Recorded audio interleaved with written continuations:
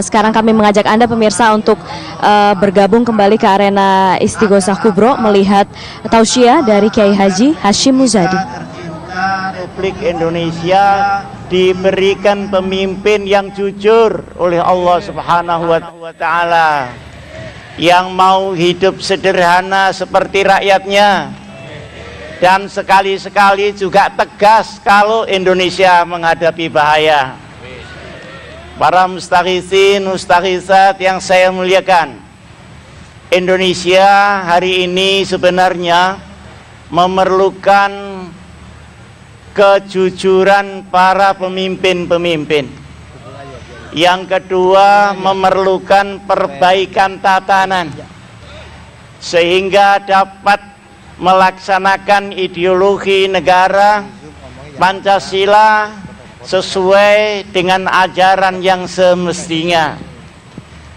Para bapak ibu sekalian yang saya muliakan, dengan kejujuran sebenarnya separuh dari masalah Indonesia bisa diselesaikan. Karena ketidakjujuran itulah maka semua hukum, semua aspek politik, ekonomi menjadi rusak semua, karena penyelenggara negara tidak dikaruniai kejujuran oleh Allah Subhanahu wa Ta'ala. Para mustaghisin, mustaghisat, tetapi kejujuran tidaklah berdiri sendiri. Tatanan juga bisa membuat orang jujur, dan tatanan juga bisa membuat orang tidak jujur. Maka tatanan yang membuat para penyelenggara negara menjadi tidak jujur harus diperbaiki dengan yang sebaik-baiknya. Yang kedua, marilah kita kaum muslimin dan muslimat, seluruh warga negara Indonesia, seluruh pemilih yang ada, seluruh pemimpin-pemimpin yang ada, janganlah kita menegakkan negara, menegakkan kekuasaan berdasarkan fitnah dan kecurangan yang ditebar di mana-mana. Karena seandainya kecurangan, seandainya fitnah itu berhasil, hasilnya pasti tidak diberkati oleh Allah Subhanahu wa Ta'ala. Hasilnya tidak akan bisa dirasakan oleh umat Islam dan umat Indonesia. Bahkan tidak bisa dirasakan oleh keluarga orang yang menjadi pemimpin itu sendiri. Para mustaghisin, mustaghisat, kita menyaksikan sekian banyak pemilihan, baik yang di pilkada maupun yang di tingkat nasional.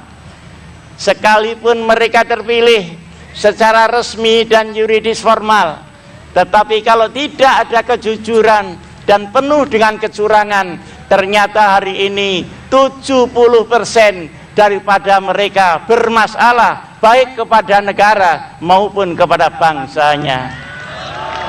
Ini menunjukkan bahwa hukum-hukum resmi yang dibuat oleh tangan-tangan kita sendiri harus mendapatkan ridha dari Allah Subhanahu wa Ta'ala.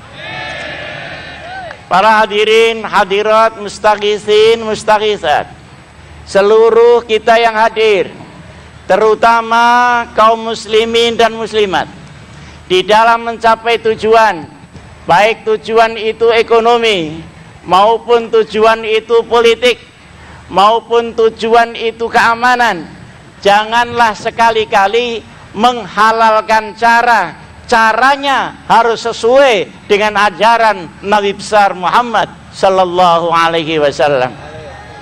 Memang kadang-kadang kita terjebak untuk menggunakan cara-cara yang tidak baik, dan cara-cara yang tidak baik itu adalah cara-cara yang tidak islami, sekalipun dilakukan oleh orang yang sedang beragama Islam.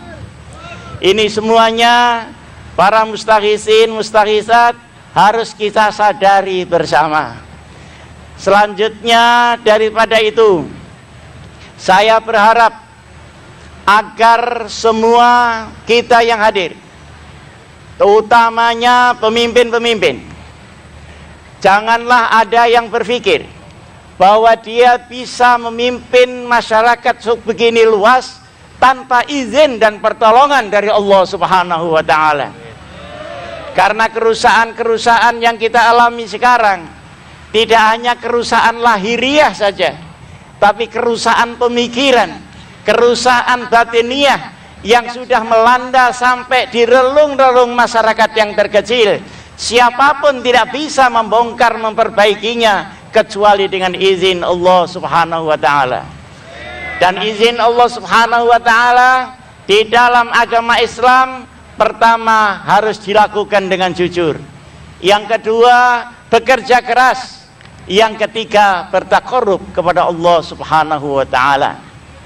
Para mustaghisin, mustaghisat yang saya muliakan, Indonesia karena masih sedang di dalam proses demokrasi, maka pasti ada kerawanan-kerawanan di sana sini, baik kerawanan keamanan, kerawanan politik, dan kerawanan konflik lintas agama.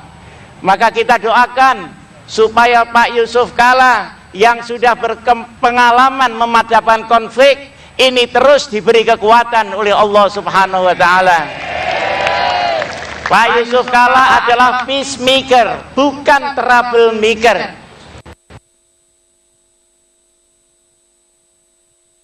Tengah kedamaian ini banyak orang yang rezekinya dari membuat masalah.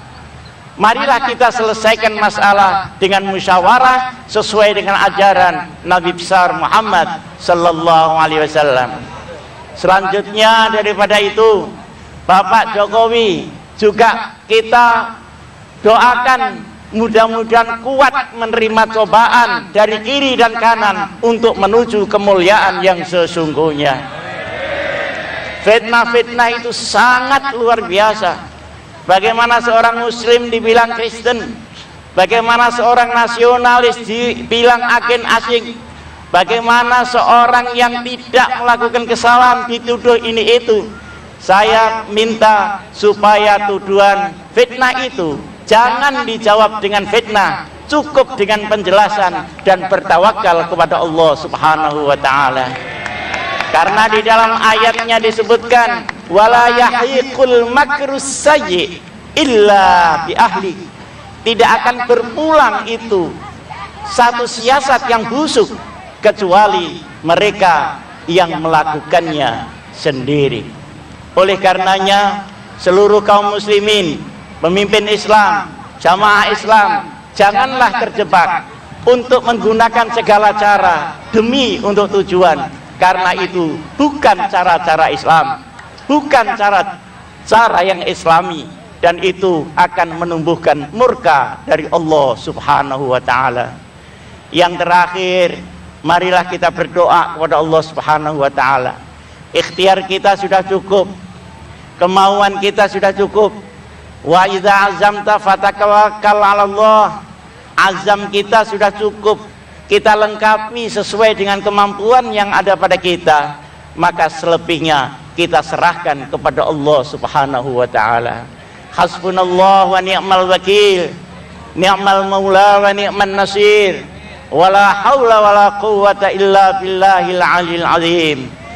Wa sallallahu ala sayyidina Muhammadin nabil ummi wa ala alihi wa sahbihi wa sallam, walhamdulillahi rabbil alamin. Aqulu qawli hadza wa astaghfirullah li wa lakum, wallahul muwaffiq ila aqwamit thoriq. Wassalamu alaikum warahmatullahi wabarakatuh. Waalaikumsalam warahmatullahi wabarakatuh.